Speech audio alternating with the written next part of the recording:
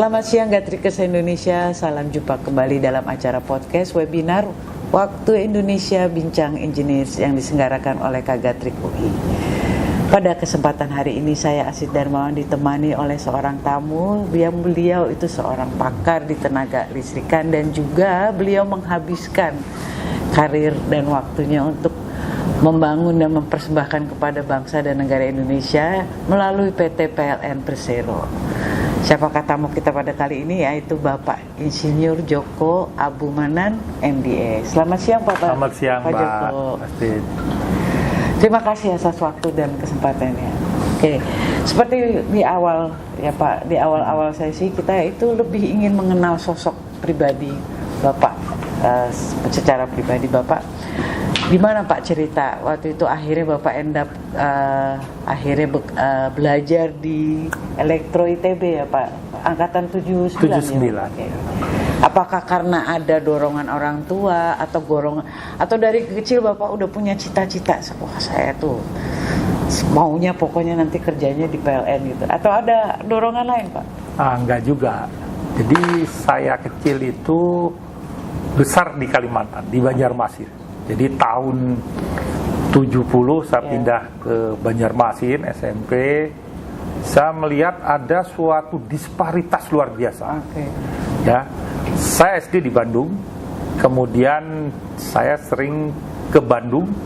Begitu saya melihat rekan-rekan saya yang sekolah di Bandung dengan saya di Kalimantan. Di Banjarmasin sangat berbeda jauh, terutama dalam segi fasilitas. Bisa bayangkan zaman itu buku itu disediakan oleh negara. Ya, dulu buku kita sekolah, textbooknya itu disediakan negara. Kalau saya lihat di Bandung, buku itu walaupun disediakan negara bisa dibeli di Palasari, di toko buku. Sedangkan kalau yang saya di depan ITB itu ya? Ya banyak. Ya di Palasari lah. Kalau di Bandung tuh di Jalan ABC. Tapi kalau saya di sana, begitu kita ada bawa pulang, itu dirazia. Oh ini punya negara. Karena di situ tertulis barang milik negara, dinas PDK, itu nggak boleh. Nah, sehingga jadi nggak, kalau belajar kalau di Banjarmasin dipinjemin sama sekolah. Tapi terus nanti diambil lagi, nggak boleh. Oh nggak boleh. Itulah yang jadi tertinggal. Tapi enak juga Pak, kali nggak ada PR kalau kayak gitu. Oh ya, tapi saya jadi tertinggal. Pelajaran kelas 3 seharusnya kita baru bisa belajar kelas 2. Akhirnya kita ya seorang anak muda tentu ingin berkeinginan tidak lagi ingin sekolah. Jadi kita bisa hitung, Banjarmasin itu sekolah SMP hanya 7, SMA hanya 3. Ya 7 masuk ke SMA 3 pasti bersaing ketat. Belum tentu hasilnya bagus nanti. Ya karena tentu kita punya jangka panjang, kita ingin sekolah yang lebih maju. Biasanya kalau nggak ke Surabaya, ke Bandung kan. Kalau gitu. tadi Bapak bilang SMP-nya 3, SMP-nya 7, itu SMA-nya 3. Jadi kan ada yang pasti nggak bisa. Pasti ada yang nggak masuk ke SMA, masuk ke STM atau menjadi lain lah. Kalau sekarang jadi begal. Ya. Nah, artinya kualitas daripada sekolah itu tidak sama. Nah, pada waktu itu banyak orang yang ingin sekolah lebih baik ke Surabaya atau ke Bandung, ke Jogja, atau ke Jakarta. Kota-kota besar lah. Ya, kota besar lah. Nah, ini akan sulit tentunya. Kita udah saya begitu kelas 3 itu minta extension. Jadi udah lulus tapi extension. Karena ekstra, apa? Ya? Ekstra. Lagi. Jadi kita dikasih ekstra sama sekolahan. Karena untuk apa? Untuk bisa bersaing masuk di SMA. Kita bilang SMA karena pada waktu itu udah mulai ujian itu kan sama-sama. Itu ada gurunya yang volunteer. Ada. Dan dia hanya menseleksi yang memang berkeinginan kita dilakukan. Begitu kita ikut tes di Bandung, saya terus terang ikut tes di Surabaya sama di Bandung. Saya ngelihat ini pelajaran kita belum pernah bertempur. Jadi kalau kita main sepak bola, wah ini tekniknya kita belum diajarin, kita harus bertempur. Akhirnya saya diterima di SMA 4 di Surabaya.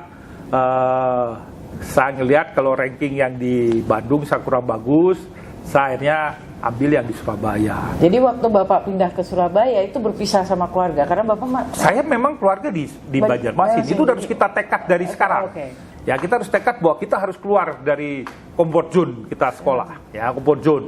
Dan ini saya lihat teman-teman yang terutama yang di Sumatera Utara, Sumatera Barat, dia lebih gigih. Saya akan masuk ke Jawa. keluar dari comfort zone. Itu saya pikir suatu yang luar biasa. Ya, waktu saya kuliah dulu di UI memang banyak banget Pak orang Sumatera. Iya, itu saya pikir tuh. Padahal saya lihat, saya pernah di Sumatera Utara, pendidikan di sana jauh lebih bagus dibanding di Kalimantan. Ya, nah dari situ saya bilang, oh ini bukan kesalahan saya, ini adalah kesalahan sistem yang harus diperbaiki. Itulah kira-kira ke sana, sehingga dan saya lihat kalau sekolah di Bandung tuh enak, jam 11 udah pulang, udah jalan-jalan gitu ya. Jadi pada waktu itu saya setelah 1 triwulan saya minta, udah deh saya pindah ke Bandung. Itu saya dingin lagi Pak ya? Dan dingin. Jadi jalan-jalannya juga enak. Iya enak, itulah semacam itu pengalaman saya, dan alhamdulillah saya masuk SMA di Bandung. Kemudian saya seriusin, saya diterima di perguruan tinggi di Bandung. Itu kira-kira jalan yang saya ceritakan. Bagaimana itu kemudian saya di PLN, itu adalah jalan hidup. Ya, kemudian saya mengajukan ikatan dinas dan beasiswa, saya keterima di Yayasan Astra sama juga, dan di PLN lah. Jadi untuk menyambung sekolah kuliah saya karena pisah dari keluarga, saya masuk ikatan dinas di PLN. Kalau saya lihat dari riwayat karir kan Bapak akhirnya di PLN ya, dari awal akhirnya sampai akhir, kecuali sekarang, maksudnya sekarang kan karena sudah pensiun ya Pak ya, jadi Bapak di swasta. Tapi waktu itu apakah Bapak itu selama itu karena ikatan kerja, atau akhirnya emang jatuh cinta gitu? Karena ikatan kerja, karena ada bayar utang. Jadi utangnya kan 2N+1. Iya, tapi kan biasa aja pas Bapak pindah kan. Ya, tapi jadi kan Bapak kan stay akhirnya. Sampai, memang ada juga yang dia mengundurkan diri, pindah, masuk ke swasta kan lebih baik. Ya kalau Bapak kan sampai Pol, Pak atas sampai direktur utama ya, presiden direktur ya. Ya seperti itulah. Jadi emang jadi pasti ada jatuh cintanya Pak. Orang tua kita bilang, kamu harus inilah membela negara seperti itu, karena Bapak saya orang militer. Kita membangun negara, pokoknya stay untuk negara. Stay di situ. Itu kira-kira yang saya lakukan. Kayak selama Bapak bekerja di PLN, ada kesan-kesan atau ada pengalaman yang berkesan di PLN pada saat saya punya istri sama sekolah di Bandung juga. Saya bilang puasa kalau kerja di PLN itu kita udah tanda tangan kontrak, ditempatkan di seluruh Indonesia, tanda tangan sebelum kita diterima. Dan saya bilang saya nggak bisa jamin saya bisa stay di satu tempat. Waktu itu istrinya juga kuliah di ITB? Iya, sama, kerja di Batan, Badan Tenaga Atom. Iya, jadi kadang-kadang ya itulah perjuangan. Kadang dia di Jogja, dia di Pasar Jumat, di Bandung. Nah, kita pindah-pindah juga. Wah, saya bilang nggak boleh. Ini anak kita yang kasihan, gitu. Karena harapan kita ke depan bukan kita, tapi adalah anak-anak. Seperti itu. Sehingga saya suruh, udah deh kita salah satu mengundurkan diri lah gitu. Jadi Bapak ke PLN?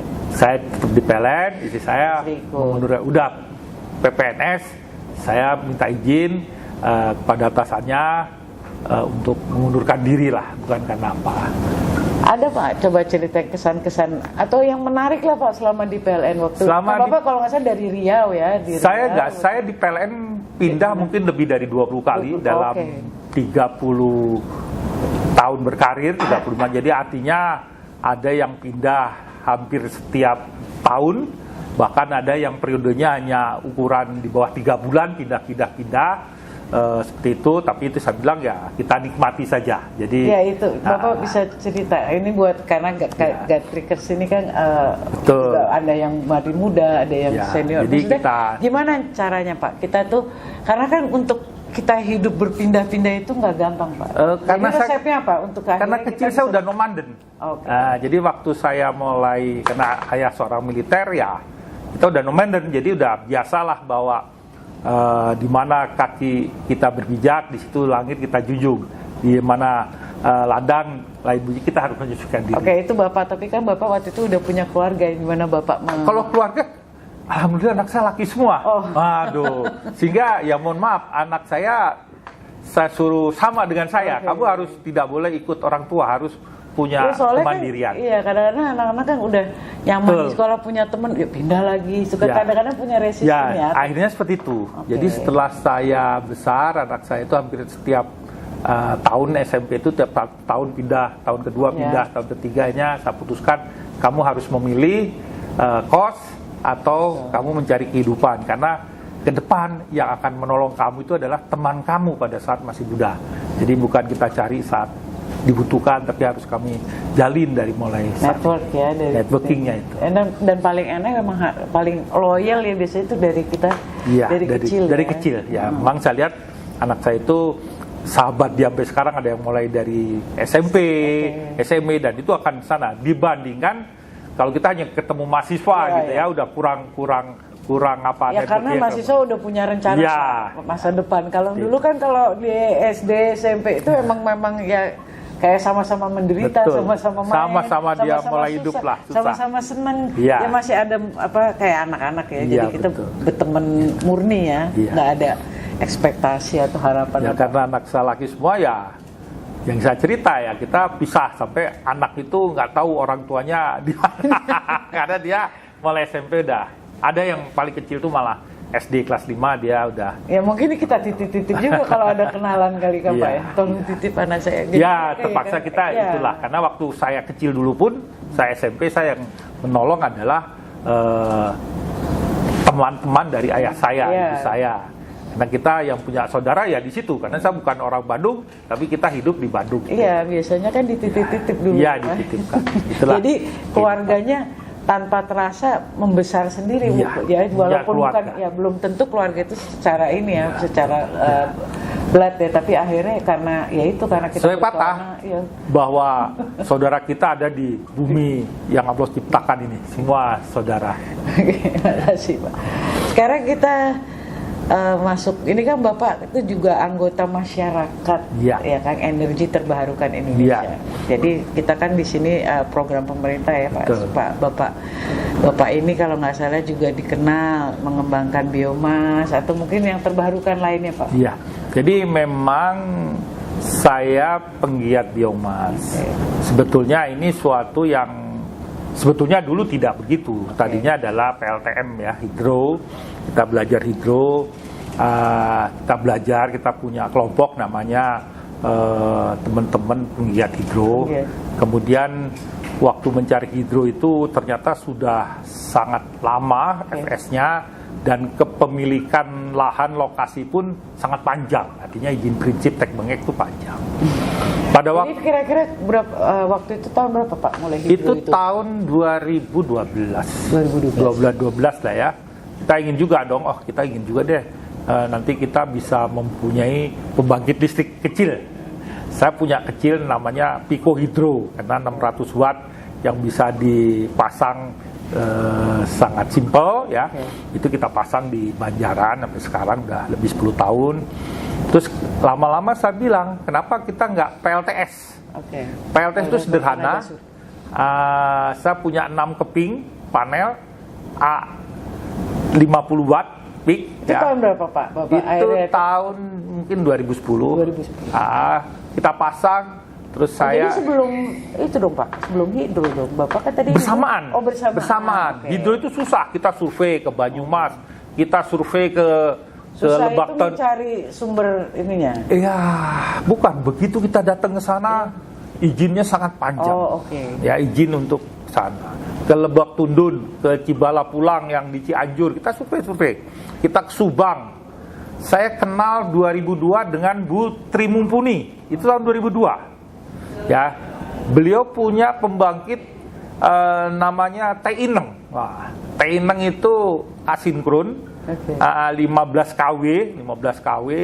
Beliau pertama, dia sebagai perintis pertama memberikan kita insight sama si muda pada waktu itu tahun 2002 ya, masih usia 40-an ya, 38 lah, 38 sih saya. Ya 60 ya 38. Kemudian beliau mengasih insight, ini listrik ini sederhana, tidak perlu generator, artinya asinkron paralel dengan PLN dia kirim. Kita senang juga, namanya Teineng. Kalau saya tanya ke beliau, Bu, sekarang Teineng di mana? Sudah saya museumkan di IBK. Beliau punya camp di Subang, dijadikan museum. Jadi itu 15 kW yang sinkron ke PLN pertama dan dibeli sama PLN per kWh-nya Rp100 ingat saya. Waktu Bapak mau mengembangkan hidro itu atas nama PLN atau pribadi? Siapa? Bukan. Beliau menginset kita. Enggak, itu. Waktu itu atas nama teman-teman lah. Kita punya kelompok, punya teman kelompok. Kemudian saya bilang panjang untuk mencari itu, kita harus punya investasi, kita nggak punya modal, kita nggak punya networking. Kemudian saya bilang kita bikinlah PLTS ya. PLTS ini kita pasang pertama di tahun tersebut sebesar 300 BP, belinya pun di Alibaba untuk inverternya di Alibaba. Jadi beli harus 10, nanti kita keteng-keteng gitu ya. Kemudian kita bentuk kelompok ini namanya PPLSA, Persatuan Pengguna Listrik Surya Atap Indonesia. Itu PPLSA didirikan tahun 2014 ya. Pada waktu itu Menteri SDM-nya masih Pak Sudirman Said. Kita bentuk dengan Pak Nur Pamuji, dengan Pak Rinaldi, teman-teman lah yang penggiat ke sana. Kita bukalah PPLSA ini untuk mendorong mulai di inisiasi bahwa listrik bisa masuk, dan itu ternyata perdir PLN-nya sudah 2013. Jadi itu yang sekarang menjadi cikal bakal PPLSA. Nah, kemudian setelah hidro, PLTA dengan biomas itu punya dua sisi yang berbeda. Kalau surya atap itu modal dari luar masuk, kita terkagum-kagum, kita nggak dapat apa-apa, uang kita harus kembali keluar. Seperti saya tadi katakan, pada waktu itu membeli inverter sinkronnya itu beli dari Alibaba, masih beli 10. Kita keteng-keteng, kita bagi. Beli solar panel kita beli dari Rirek Singapura, satu kontainer kita pokoknya bagi-bagi. part-partnya belum diproduksi di Indonesia. Jadi semua sampai sekarang pun belum. Harus beli dari luar. Sampai sekarang pun belum. Baru 40%. Jadi di sini kayak assemblingnya. Jadi kita ngelihat UFO, unidentified flying object, lihat bagus, terkagum-kagum, hilang dia. Gitulah. Tapi kalau biomas nih enggak. Biomas itu kita tanam di bumi kita yang setiap hari 24 jam terpapar matahari, kemudian 1 tahun 12 bulan ada di bumi ini. Nah itu saya lihat, wah ini bisnis yang bagus, karena ada di Indonesia, bisa dimanfaatkan di Indonesia, ditanam di Indonesia. Ya dengan cuaca dan cocok. Itulah kira-kira bedanya PLTS dengan biomas. Biomas ini adalah circular economy. Kemudian kita initiate tahun 2022 kemarin, kita punya kontrak dengan di Bangka dan suplai ke PLN. Udah ini tahun ketiga mau keempat ya, kita suplai untuk kita jual. Itu sepanjang tahun meningkat berapa persen, Pak? Itu karena kontrak kita, hitungan kita adalah 5 tahun BP, jadi kita programkan 5 tahun. Nanti tinggal kita lihat lagi di rekan-rekan tim sana. Jadi hari ini kebetulan saya ditunjuk komisaris di PT BES. BES hari ini punya kontrak hampir 600.000 ton tahun 2024 ini. Suplai itu di mana, Pak? Hampir semua. Jadi hampir di Jawa. Jawa itu PLTU Indramayu, Rembang, Tuban, Pacitan. Kemudian juga ada di Sumatera, di mana? Di Tembilahan, di Pangkalan Susu, ada di Labuan, di Sibolga, ada di mana? Di Aceh ya. Dan juga ada di Sulawesi, di Kalimantan, hampir Indonesia lah ada. Oke, menurut Bapak ini kan Bapak udah nyoba ya kan, waktu itu udah membuat hidro ya kan, terus tenaga surya, sekarang biomas. Menurut Bapak untuk yang paling cocok dengan iklim dan juga alam Indonesia itu? Saya pikir mulai menanam. Jadi kami hari ini sudah mulai masuk ke hutan tanaman energi, jadi di kebun menanam, menyebarkan bibit. Pertama ISG-nya dulu kita ajak masyarakat dengan mulai menanam, mengganti tanaman yang lokasinya di banyak tempat ya. Banyak tempat. Jadi ada mulai nanam kita pertama di Tanjung Batu. Sama masyarakat. Ya, sama masyarakat. Di Tanjung Batu itu Kepulauan Kondur di Kepulauan Riau. Belajar dari Indonesia Trust Fund. Jadi ada ITTF dari Finlandia, mereka menanam di Bangkalan, kita coba belajar, kita tanam di Tanjung Batu itu tahun 2016 dan sekarang udah cukup besar, cukup luas. Nggak ada kendala ya Pak? Kadang-kadang kalau kita bicara tanaman kan waktu kita pindah lain lokasi tiba-tiba tanahnya... Kita mulai dari bibit biasanya. Dari mulai nursery, membibit, sekarang sudah plantation, harvesting, sekarang udah panen. Nah, jadi sekarang di Tanjung Batu itu hampir listriknya dari pulau itu.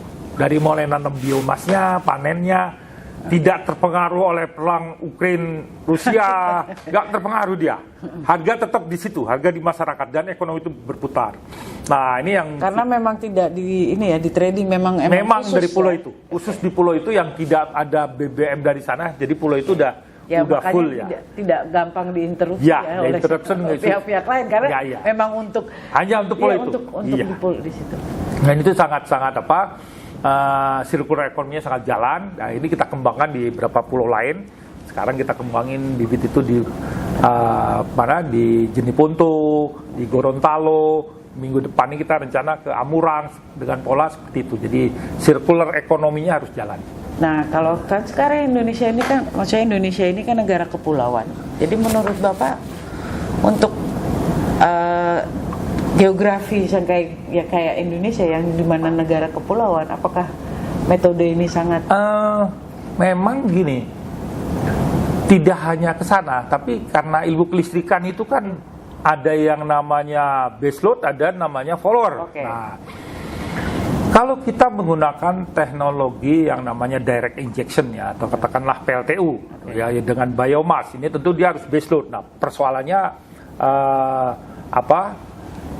faktor beban di pulau itu tidak sebagus seperti yang di mainland ya, Pulau Jawa, Kalimantan, artinya load faktornya itu dia bisa continue. Tapi kalau di pulau dia malam tinggi, siang dia mungkin berkebun. Nah, ini yang menjadi kendala. Nah, saya mencoba di di Pulau Kundur itu, di Tanjung Batu itu adalah mesin ICE, internal combustion engine, artinya mesin seperti mesin mobil yang dia bisa stop secara cepat dan mengikuti beban. Nah itu tentu ini sangat berpengaruh terhadap beban dan juga power plant-nya ya. Jadi kalau saya pikir kalau dia itu cukup besar pulaunya, artinya secara beban itu delay curve-nya bagus ya, saya pikir bisa lebih efisien menggunakan namanya direct combustion atau katakanlah pakai boiler. Tapi kalau dia pulau-pulau kecil seperti menggantikan dedieselisasi, saran saya menggunakan teknologi gasifikasi biomass. Itu dia cepat, dia bisa tumbuh di situ dan itu sudah terbukti. Pulau Kondur ini mulai beroperasi 2017 sampai sekarang hari ini continuously supply, tiap hari 24 jam. Jadi istilahnya kalau Pak Archandra Tahar itu bilang pakai local wisdom. Local wisdomnya masyarakat sana. Seperti jadi nggak bisa dipukul rata. Nggak bisa. Itu yang saya bilang ada namanya social engineering yang harus diikuti. Jadi tidak harus semua technical sama finansial, tapi sosial masyarakat juga harus kita pelajari. Iya, Bapak kan bagian dari masyarakat ya, Energy Tobacco. Nah, itu apa yang telah dilakukan oleh Bapak dan kawan-kawan akhirnya untuk mengkampen ini Pak, maksudnya mempercepat lah akhirnya. Saya banyak belajar dari teman-teman UI. Ada Bu Rahmi namanya, beliau seorang yang saya pikir luar biasa pemikiran dan melakukan social engineering saya bilang. Jadi bagaimana sebelum kita, jadi tidak bisa lagi analisa itu adalah financial model, technical model dalam suatu feasibility study, tapi juga harus ada yang namanya social engineering. Social engineering itu apa kebiasaan mereka? Apakah mempengaruhi mereka untuk involve ke dalam suatu kegiatan itu bisa jalan nggak? Nah ini saya lihat Bu Rahmi ini saya lihat luar biasa, mereka punya tim yang luar biasa dan dia bisa mengencourage semua dan kita bisa akhirnya then human approach ya Pak. Iya, harus karena kalau kita bicara perubahan itu kan nggak gampang, nggak semudah itu. Apalagi kalau kita udah umur itu saya kebiasaan itu susah. Apalagi kalau udah nyaman bertahun-tahun. Kadang-kadang mohon maaf Bu, mereka melakukan di studi di atas meja, seperti saya menarik transmisi linear aja. Katakanlah datang ke dari Bengkane ke Tanjung itu hampir 600 kilo, hanya di atas kertas tarik sini. Nah, ternyata di dalam itu ada suku Dayak, ada heritage yang harus kita hormati, ada istilahnya Jipen. Ya, Jipen itu kalau di Medan namanya upah-upah lah. Jadi perdamaian secara adat gitu ya. Orang yang dituakan. Iya. Kalau di Dayak namanya ada Jipen, kita sosialisasi adat, itu harus kita lakukan. Nggak bisa hanya tarik seperti itu. Jadi memang kita harus social engineering harus jadi kita human lakukan. approach ya. Betul. Ya ini menarik, jadi terutama dengan perubahan ya energi terbarukan itu kemungkinan harus approach yang dilakukan tidak bisa seperti dulu masif. Betul. Jadi ya kayak jadi karena namanya kita mau net zero emission, di mana kita akhirnya harus memakai mungkin sumber-sumber yang ada yang ada di situ diutamakan, gitu ya kan, diutamakan gitu kan. Ya akhirnya terjadilah perubahan ini ya Pak. Pendekatan ya katakan nggak bisa. Itu ada lagu Oma Irama itu kalau nggak salah. Iya kan? Lagunya itu kalau saya nggak ingat berbeda di sana sama di kampung saya. Kita harus mendekati dengan kampung saya. Itu ada lagu Oma Iramanya. Sering saya setel tuh kalau lagi cari radio di mobil.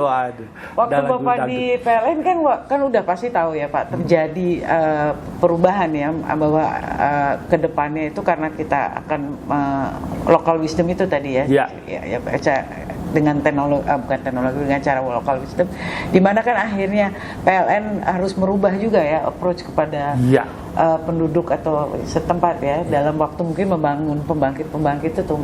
Nah itu di PLN waktu itu ada program-program yang biasanya kami karena saya kecil dulu suka sering namanya survei listrik desa. Itu kita harus datang kepada ya kalau di Sumatera Barat Nini mamanya lah, tuan gurunya lah, kiai di situ, kita apa yang kita lakukan. Itu yang pertama yang kita lakukan, bukan kalau kita sekolah di UI atau di ITB atau di perguruan tinggi, itu adalah 1 tambah 1 2 kan begitu. Tapi kalau kita dilakukan tidak bisa begitu, kita harus pendekatan sosial approach ini yang harus dilakukan seperti itu Bu. Itu yang menurut saya juga harus kita coba di lapangan. Iya, malah kita banyak belajar di lapangan seperti itu. Bapak kan juga mengajar ya sekarang Pak ya, di ITPLN.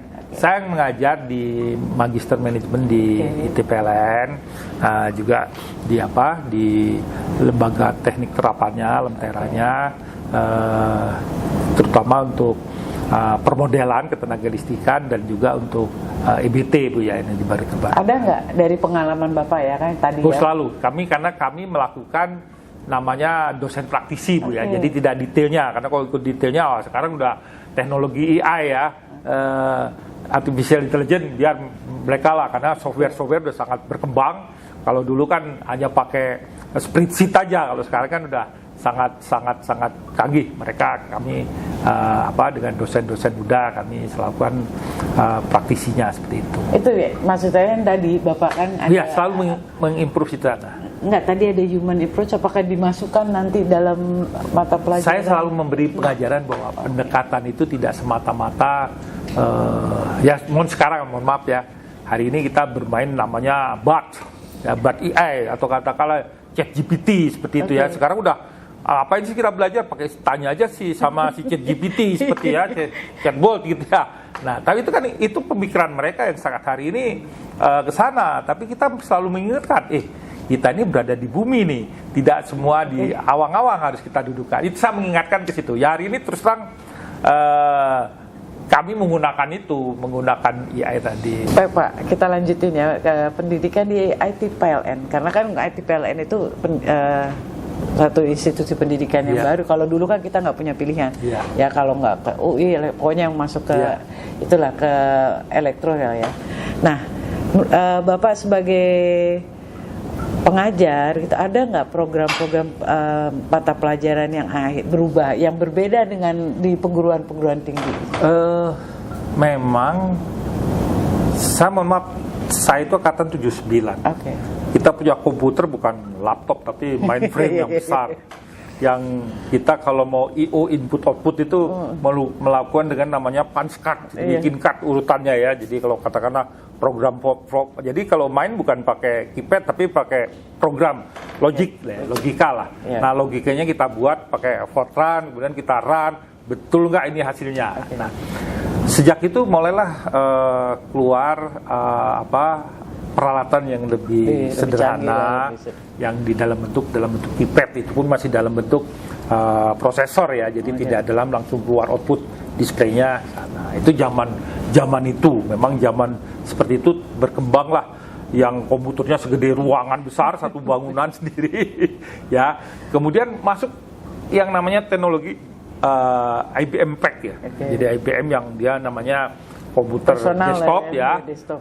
Udah desktop yang besar juga, disknya mungkin lebarnya 10 cm ya, bukan yang 5/4 atau yang 3,5 yang seperti itu perkembangan teknologi. Hari ini semua digantikan dalam bentuk apps ya, artinya dalam bentuk yang dulu besar segede bangunan pindah ke dalam bentuk HP gitu ya, HP yang kemampuannya udah sangat luar biasa dan dia link dengan suatu sistem ya yang kita sebut sana, apalagi teknologi networking, software, hardware, brandware dah semakin canggih. Nah, tentu ini merubah. Saya punya kesenangan terus terang, walaupun kesenangan itu utak-atik dalam teknologi. Ya, jadi saya orang yang nggak mau saya belajar deh teknologi. Saya pada waktu itu kotak-katik ini dalam sampai hari ini. Sampai hari ini. Ini kan ada dua, kotak-katik pengen tahu, ada yang kotak-katik pengen lebih bagus dari itu. Saya ingin tahu aja seperti itu. Jadi seperti sekarang inverter saya di rumah melakukan do it yourself ya, karena buat sendiri pakai MOSFET, pakai IGBT, pakai driver yang katakanlah pakai ini Bapak punya ini YouTube sendiri nih, nah do it yourself itu maksudnya. Nanti saya kasih linknya. Ya, jadi punya hobi ya Pak jadi ya? Punya hobi ini untuk kita share, bukan untuk apa-apa. Saya anggap ini suatu berkah, saya punya ilmu, saya punya kesempatan, saya coba ajarkan di teman-teman katakanlah yang bertanya ya seperti itu.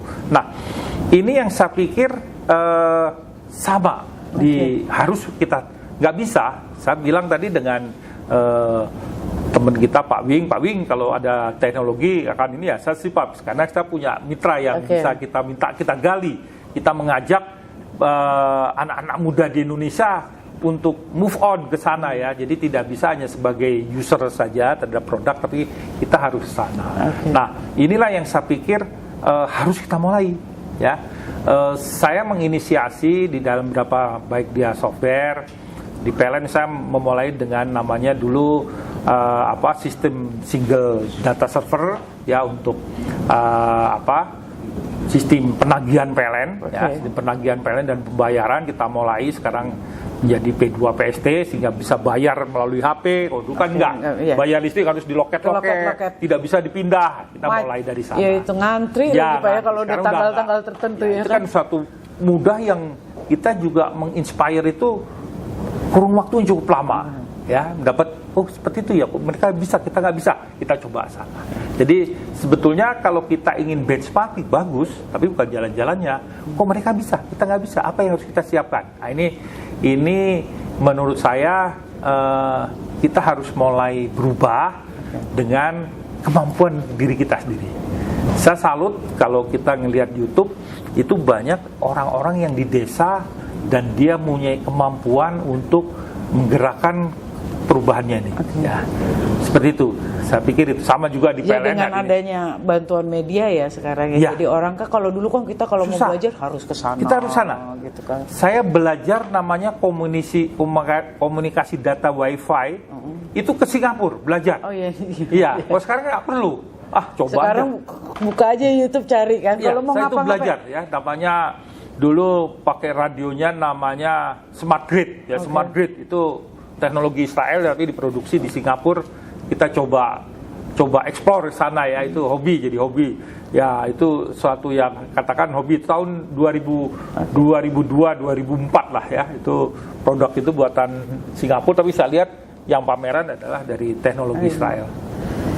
Jadi kita kembali lagi nih Pak, tadi belum terjawab ini ya, mungkin supaya Gatriker Gatrikers Indonesia itu bisa memilih Pak sekarang ya. Maksudnya saya mau kerja di ketenaga listrik, apakah saya lebih baik di universitas-universitas atau ke IT PLN? Nah, ini yang itu maksud gini, saya. jadi itu suatu pilihan kita ada di pilihan kita. Tentu kalau kita di sekolah tinggi IT PLN, mereka fokus dengan kegiatan yang mereka punya. Kalau dari segi hardware, tentu IT PLN lebih unggul. Dia punya trafo betulan, dia punya mesin yang ada di kampusnya, dan luas areanya cukup besar ya. Memang dia nggak punya, belum selengkap itu, dan saya pikir nggak usah lah. Saya sempat bicara sama rektor ITB, saya bilang, ITB ini mau jadi mall, semua ada, kecuali kedokteran belum ada. Dari mulai kelautan ada, pertanian ada, bisnis ada, ini mau jadi mall, saya bilang. Nah, tentu kita harus fokus saja, saya pikir, karena kalau dia di IT PLN, dia punya teknologi yang dipakai PLN, dia punya teknologi gasifikasi di sana, pengelolaan sampah juga ada di IT PLN, yang memang mesin-mesin itu punya PLN yang dihibahkan dan dimanfaatkan oleh IT PLN untuk mendidik. Kalau dari segi hardware saya pikir nggak kalah, dia punya uji tegangan tinggi yang cukup besar, ya punya di kampusnya, punya mesin pembangkit diesel betul. Ya prasarana-sarana semuanya lengkap lah kalau lengkap, di PLN. karena dapat fasilitas dari PLN. Kalau memang bukan promosi, ya, tapi kebetulan saya pikir nggak itu Pak yang kita yang harus kita korek ya, karena kan orang supaya tahu Pak pilihannya. Karena kan orang tuh bingung, saya ini di universitas seperti biasa pada umumnya atau saya harus ke PLN gitu kan. Dan satu-satunya katakanlah IT PLN ini bukan punya negara ya, tapi katakanlah dalam bentuk pribadi walaupun masih yayasan, yang bisa punya kerjasama dengan PLN satu-satunya, langsung direct rekrutmen oleh PLN ya. Ya, dan waktu itu Pak Profesor Iwa juga bilang bahwa ada keistimewaan juga ya yang masuk di PLN itu, IT PLN itu dia akan sekitar berapa Pak? 125 murid? Iya. Ya, itu langsung. Tidak hanya PLN. Afiliasi PLN, termasuk saya di BES itu kerjasama MOU bulan lalu untuk pegawainya ngambil dari TPLN. Nah itu kalau nggak salah yang pasti direkrut 250 ya? Tiap tahunnya. Tiap tahun ya. Dan ke depan mereka punya target siswanya 10.000 siswa untuk sana. Makanya sedang menyiapkan pembangunan tower baru di TPLN. Bukan promosi tapi memang kita emang ya kita perlu tahu Pak, karena juga banyak nanti ke Prof Iwa. Nggak, maksudnya ini kan kita bilang karena Bapak sebagai pengajar kan, jadi kita kebenaran bisa lah ngorek-ngorek kan informasi, karena untuk para pemirsa juga mungkin bisa sekarang lebih tahu kan bahwa saya punya pilihan lain. Kalau memang saya konsentrasi untuk pembangkit mungkin ya. Tidak hanya pembangkit, artinya sipil work-nya, semua yang dibutuhkan PLN disiapkan prodi-prodinya oleh. Dan juga kebenaran ada suatu nilai tambah kalau kita belajar di IT PLN bahwa 250 setiap tahun itu direkrut secara direct. langsung. Pak, kita ke sesi terakhir Pak. Bapak kan banyak terlibat dalam hubungan dengan Kagatrik UI. Kesan dan pesan untuk para Kagatrik UI. Seperti yang saya ceritakan, saya kecil dulu tinggal dikatakanlah di daerah remote area kalau saya sebut ya, walaupun sekarang jadi ibu kota negara ya, pulau itu. Tapi saya pikir bahwa Indonesia itu dari Sabang sampai Merauke, dari mulai Miangas sampai Pulau Rote ya, itu sangat luas. Nah, fungsi Kagatrik itu menyebarkan, meratakan. Kalau Indonesia udah punya internet karena satelit Palapa, komunik Palapa, tapi ilmu ini juga harus disebarkan. Tidak bisa hanya dikuasai oleh katakanlah sendiri. Dan ini saya selalu silakan kita gunakan mengenai ininya. Dan saya terima kasih hampir di semua kota kabupaten. Ibu bisa bayangkan kecamatan punya universitas sekarang.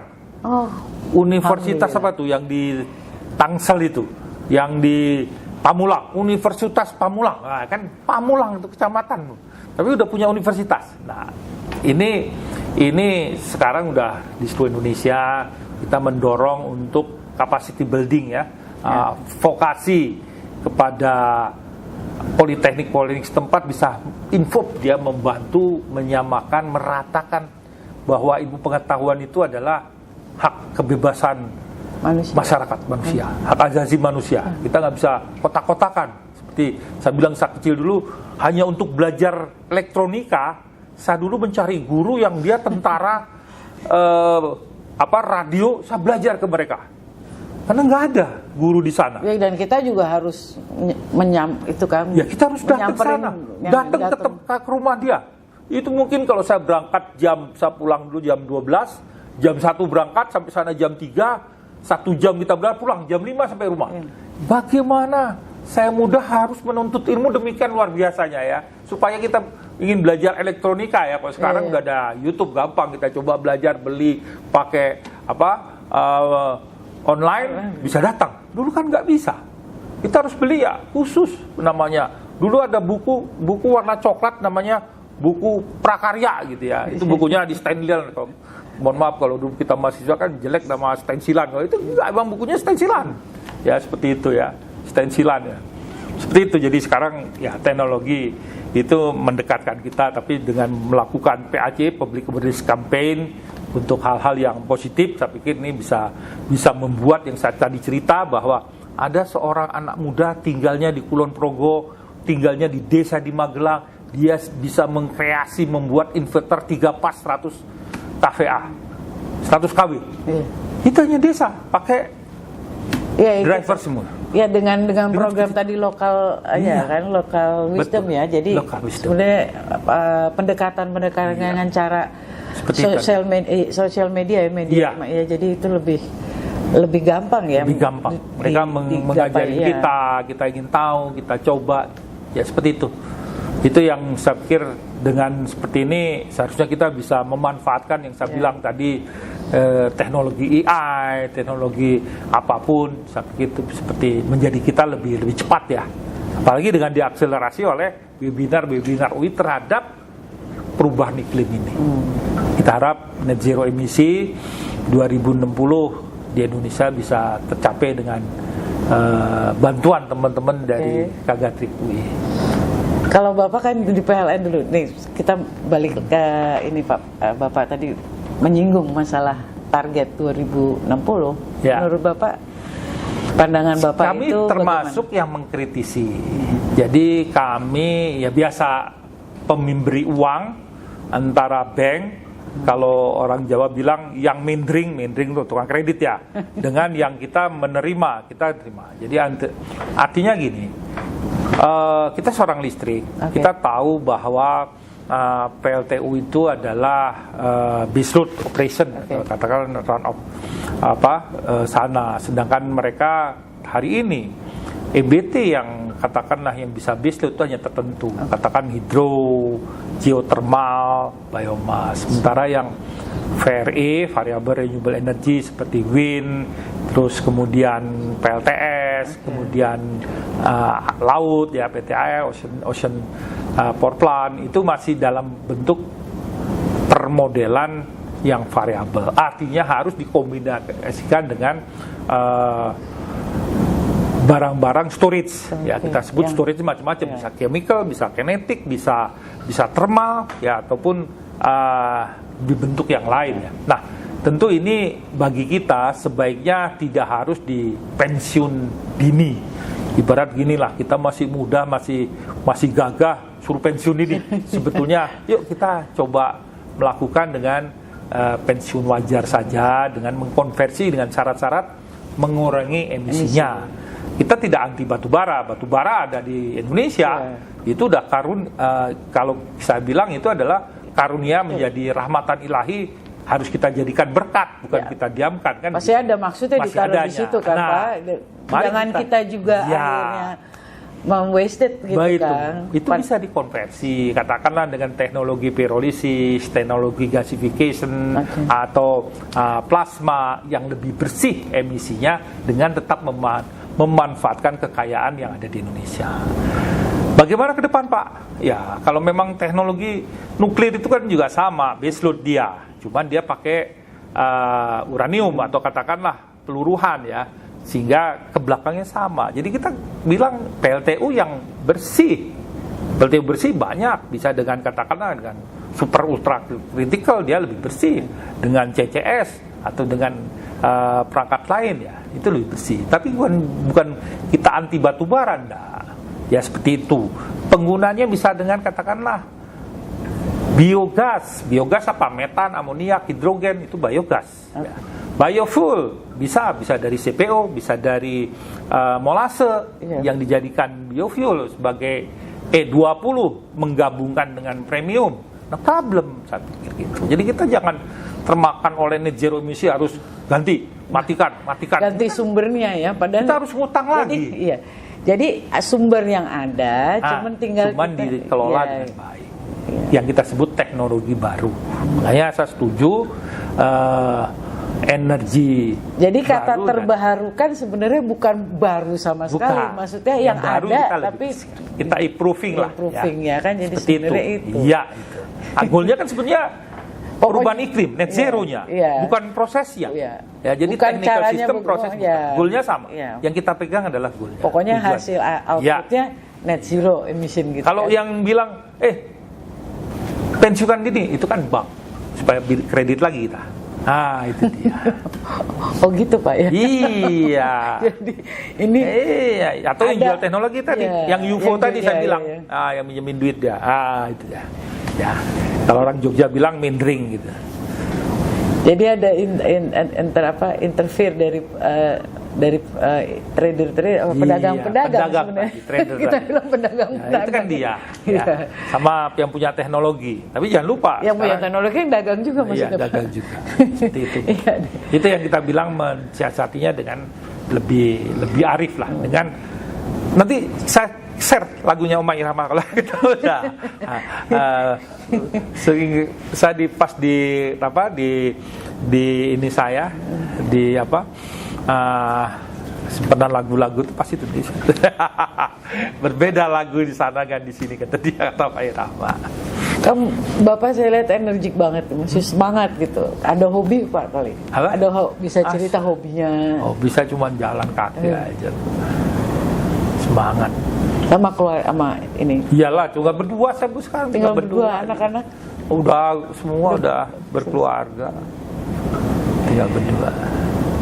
Bapak punya ini cita-cita pengen membuat pembangkit yang baru lagi atau membesarkan? On progress lah. Belum boleh diceritain. Ya. Tapi lebih kemana Pak?